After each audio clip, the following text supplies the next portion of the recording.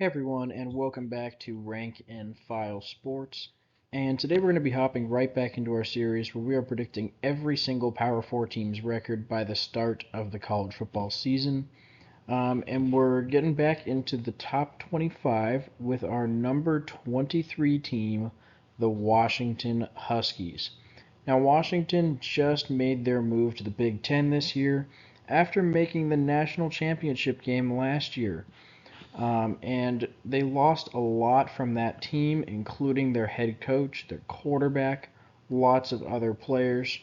So it is a big year of change for them, and it's going to be a lot more difficult for them to recreate the same success. Washington State has a pretty easy start to the season with both Weber State and Eastern Michigan at home. Neither of those should be much of an issue for them. Washington State could be a little bit more interesting. It's a rivalry game, and due to the fact that Washington moved out of the Pac 12, this game's no longer played in Week 13. But I do still expect this to be a pretty good game. Washington State lost their quarterback, Cameron Ward, to the transfer portal. So they're not going to be quite as good as they were last year, but they did still compete very well in this game last year with a Washington team that did end up making the playoffs.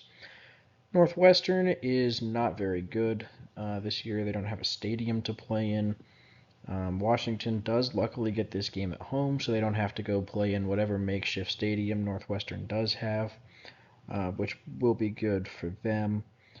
Friday night matchup at Rutgers. This one could be interesting. It's a very long road trip.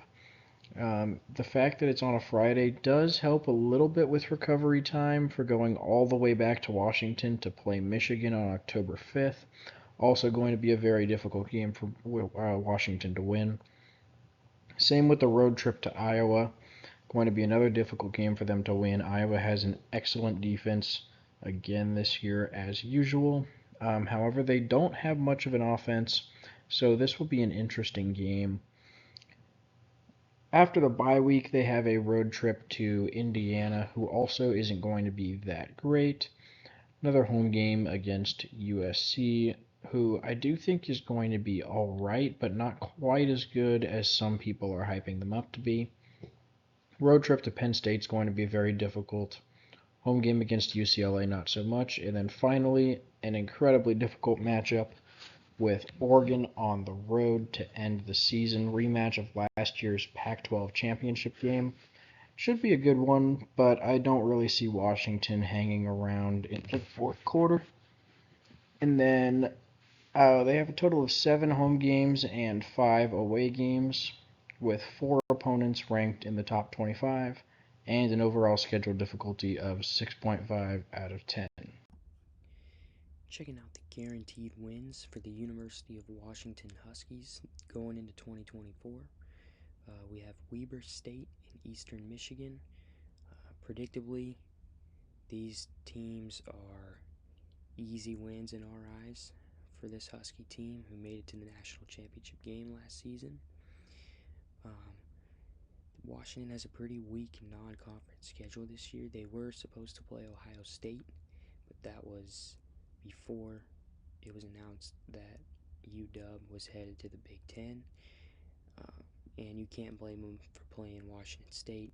That's the Apple Cup, and it's a rivalry that is very, very old. But these are guaranteed wins for Washington. Only 2 of them, but ones that you could probably expect we would have on this list. Looking at the likely wins for these Huskies, we have Northwestern, Rutgers, Indiana, and UCLA. As far as Northwestern is concerned, this is a Northwestern team that shocked college football last year by emerging from scandal to winning 8 games in a bowl game under new coach David Braun, who actually got his interim tag removed as a result of his great performance in his first year as head coach. Uh, but this is a Northwestern team that's poised to take a step back this year. They have a tough schedule, and it's one that's going to be seeing them fighting to get to 6 wins, 7 wins, but they'll be in the realm of 5 to 7 wins like they have been for the last 10, 15 years for the most part. But because the game's in Seattle, we don't see the Wildcats as standing much of a chance, with all due respect towards them. As far as Rutgers goes, this is a Rutgers team that played Ohio State pretty competitively for the vast majority of the game during last season's contest against them. And we understand that last year does not equal this year, but we think that Rutgers is actually going to pull off the upset, even though if we had to say what the chances are, we'd say they weren't likely. Washington has more talent. They have a better quarterback, just better skill positions, better athletes in general, and their coach is an up-and-coming guy from Arizona. So playing the odds, Washington wins, but we think Rutgers is going to pull off the upset, in part because it's a cross-country flight for the Huskies, and Rutgers always seems to win a couple games that they shouldn't. As far as Indiana and UCLA, both teams are going to struggle mightily in the Big Ten this year, especially Indiana. Indiana's been down ever since Michael Penix transferred to Washington. So there's no surprises there, and saying that the Huskies win it. And as far as UCLA goes, this is a team that really wasn't that great last year, and they're moving into a much better conference this year, so it's hard to expect that they're going to be able to compete with the upper echelon of the conference. So that's why we have the Huskies winning, even though we don't think the Huskies will quite be in that upper tier of the Big Ten this year either. Moving on over to the toss-ups for this Washington team, we have three of them. We have the Washington State Cougars, the Iowa Hawkeyes, and the USC Trojans. As far as Washington State goes, Cam Ward may be gone, but this is a rivalry game. Washington State's going to have even more animosity towards Washington than usual as a result of Washington's move to the Big Ten that left Washington State stranded without a conference for the time being. So you just know that the Cougars are going to have just a little bit more extra motivation to try and go out and get a win. So ordinarily we'd have Washington winning pretty handily if the game's at home, with the talent difference being pretty considerable in Washington's favor, with all the other factors that can't be weighed numerically considered. We think the Cougars are going to give them a good fight. We do have the Huskies prevailing in the end. As far as Iowa goes, the game's at Kinnick. Iowa has weaker talent, but they're great on defense. So we think that Washington's talent will keep them in the game for the vast majority of the game, if not all of it. But we got to give the slight advantage towards Iowa due, like I said, to their defense. Iowa's defense is routinely one of the best in all of the country, even though the other usual mainstays like Georgia and Alabama have way more talent than the Hawkeyes do. As far as USC goes, this is a USC team that is loaded with talent, but because the game's in Seattle, we got to give the advantage to the Huskies. We think it'll be close because USC always seems to give teams like Washington and Oregon, even when those Huskies and Ducks are better than they are, they always seem to give them a fight. So we got to give the Trojans the benefit of the doubt from that standpoint. But overall, with the 65% odds we have given Washington, we do feel pretty good about their chances of winning. We have the Huskies winning probably with a final score of about 34 to 24. We think it'll be reasonably close for most of the game, but Huskies get it done in the end. And finally, we have three likely losses for this Huskies team going into 2024. They're probably pretty predictable for people that follow the Big Ten. They're Michigan, Penn State, and Oregon. As far as Michigan and Penn State are concerned, these two teams are very physical, great on the defensive side of the ball, and that's really going to be tough for Washington to score on this year. We think that their rude awakening as far as playing tough, physical, bruising punishing teams all across the Big Ten, just like the SEC is. We think that's going to really show for Washington this year in a new conference. As far as Oregon's concerned, Oregon's offense is absolutely lethal. We think that the Ducks are going to be a team that could very well beat Ohio State this year, who we have as the best team in the country. So, expecting Washington to go into Autzen and win this game on Senior Day for Oregon is a tall order.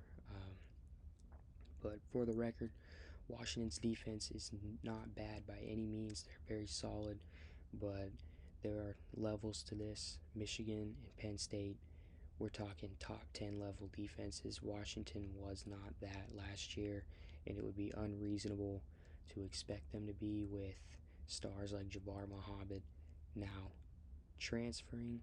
And Jabbar Muhammad's now at Oregon, by the way, so that's another reason to expect the Ducks to pull off the win on Senior Day in Eugene. Taking a look at the schedule recap, we do have Washington starting out the season 4-0. The first two games, like I mentioned, are a piece of cake.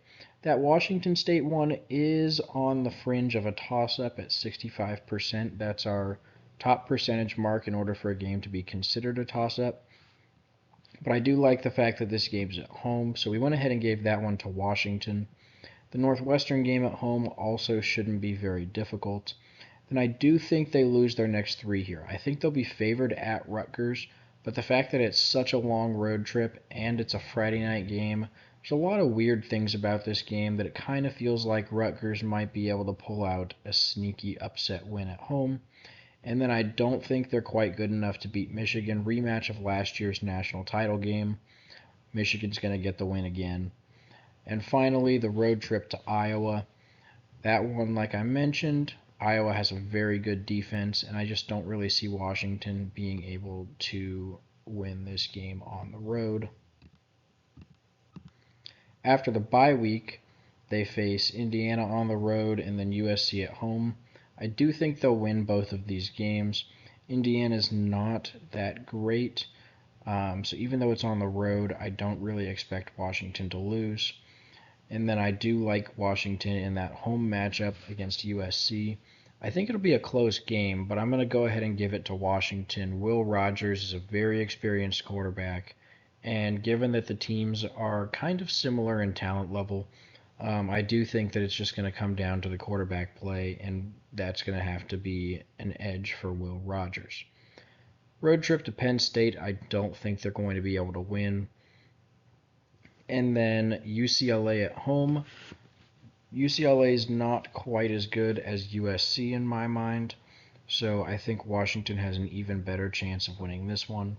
And finally, finishing out the season with a loss at Oregon. I really just don't see Washington being able to win that game.